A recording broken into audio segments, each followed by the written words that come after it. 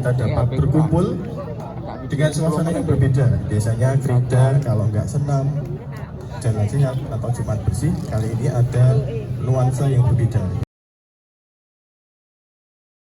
Menyikapi perkembangan situasi di luar sana, mungkin adik-adik juga mendengar banyak kasusnya perundungan, bully, kejahatan jalanan. Nah, ini silakan disikapi secara bijaksana ya. Kalau memang itu bisa merugikan diri sendiri, merugikan teman-teman, jangan dilakukan ya. Kalau memang adik-adik dalam kelas, nanti ada videonya, nanti silakan nanti dilihat, ada pembulian terhadap temannya atau perundungan yang kira-kira itu menyebabkan fisik maupun psikologis, jangan dilakukan. Itu teman kalian juga ya. Barangkali yang kalian bully itu besok malah lebih sukses dari kalian, kan malu. Kalau mereka itu ternyata teman kalian sukses, besok kalian nggak ada permasalahan apa-apa, besok kan bisa minta tolong, ya kan? Sesama teman segitu, ya. Kadang punya kita temen, wah kita bully, kita sering ejek, ternyata besok malah sukses melebihi kita. Hal-hal semacam ini jangan dilakukan, apalagi yang itu sampai cacat fisik, sampai kalau saya melihat di video-video yang beredar itu kan sampai segitunya ya. Itu tolong. Kemudian masalah kenakalan remaja ya, kenakalan jalanan ini, silakan dibatasi untuk keluar malam yang kira-kira itu merugikan kita ya. Keluar malam kalau nggak perlu ya jangan keluar malam.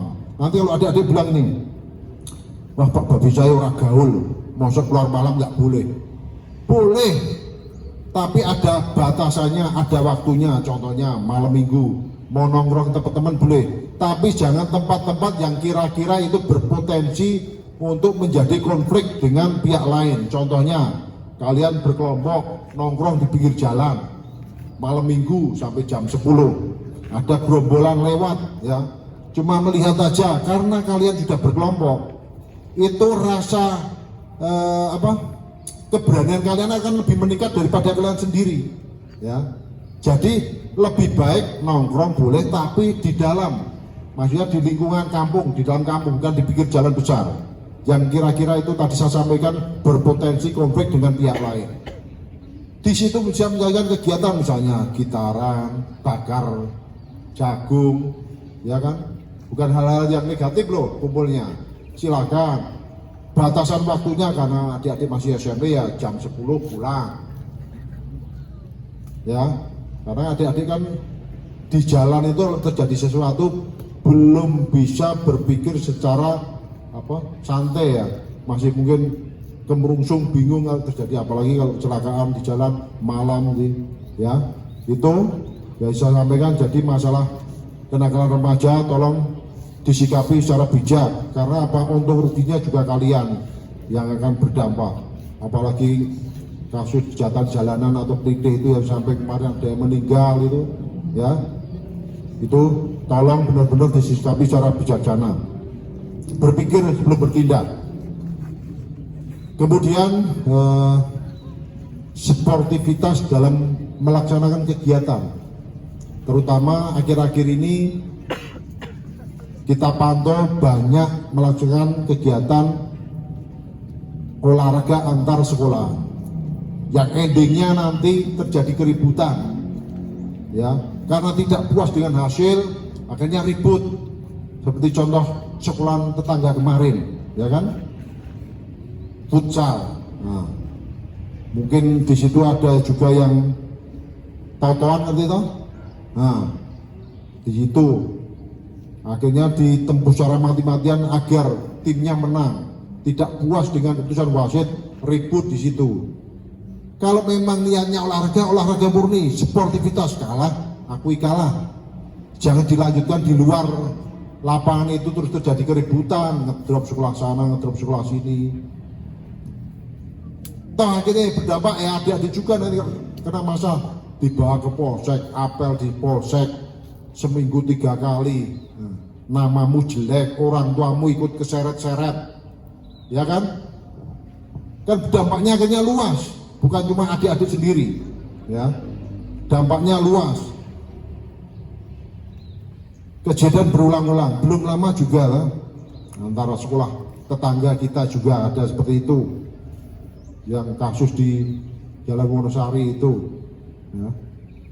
Ya, hal semacam ini saya berharap di sekolah ini tidak terjadi.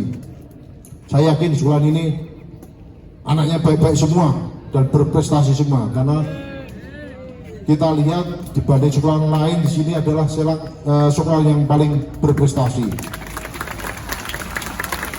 Kemudian masalah medsos juga sekarang ini, kalau kita menghindari dari kemajuan teknologi, kita akan tertinggal teknologi.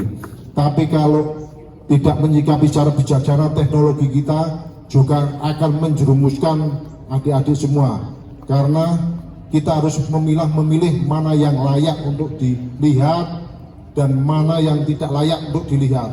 Memang di medsos, ada di YouTube, Facebook, IG, WA, itu secara vulgar sekarang dipertontonkan apa yang bisa dilihat.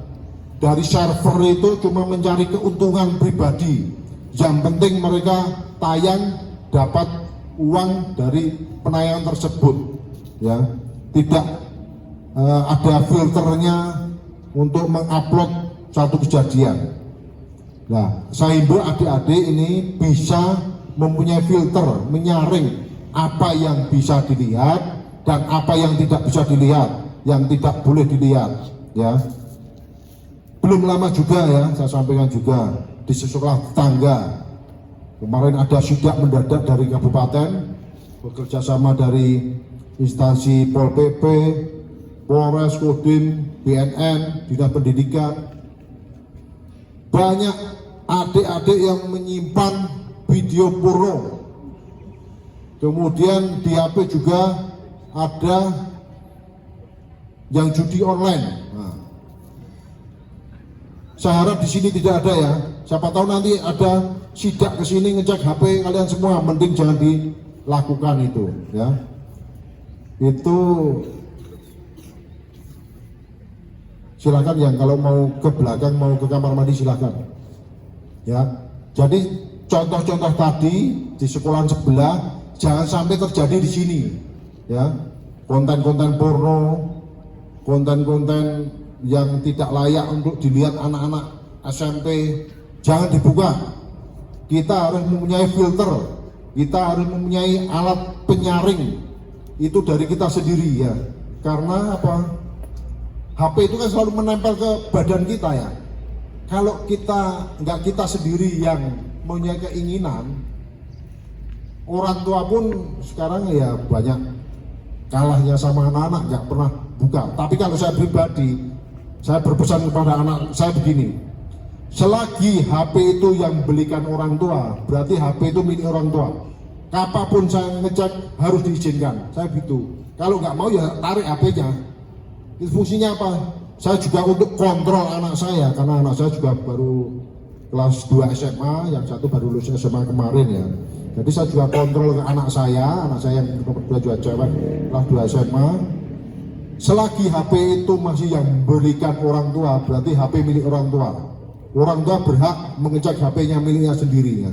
Kalau nggak mau ya udah tak minta itu. Nah, itu untuk ketegasan, untuk ya kita ngontrol kegiatan anak, ya. Jangan sampai nanti kecolongan, kasus-kasus asusila itu terjadi bahwa masih di bawah umur jauh, ya.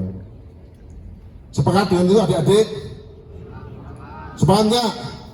Nah, ini yang ingin saya sampaikan tadi. Makanya tadi di era modern ini, kalau sampai kita menjauhi dari perkembangan teknologi, kita akan tertinggal jauh oleh teknologi. Tapi kalau kita mengikuti terus-terusan tanpa ada filternya, ya kita akan terjerumus juga, karena ada hal yang belum tentu itu untuk dipertontonkannya.